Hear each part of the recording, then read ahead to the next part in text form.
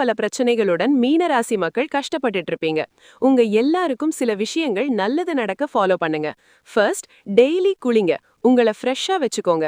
வீடும் சுத்தமா மெயின்டைன் பண்ணுங்க. மனசுல இருக்கிற பாரம் உங்களை இதெல்லாம் செய்ய விடாது, ஆனா கண்டிப்பா செய்யுங்க. இந்த 1 இயர்ல பாம்பு, தேள்னு விஷ ஜந்துக்கள் வீட்டுக்குள்ள வந்திருக்கும் ஆர் பார்த்திருப்பீங்க. சோ நேரம் சரியில்லைன்னு புரிஞ்சுக்கோங்க. சுத்தமா இருந்தாதான் இதெல்லாம் நடக்காது. அப்புறம் சனீஸ்வரனுக்கு சனிக்கிழமை போய் எள்ளு விளக்கு போடுறேன்னு எல்லாரும் சொல்றாங்கன்னு செய்யாதீங்க.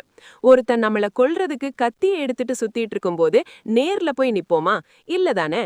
அதே மாதிரிதான் போகக்கூடாது.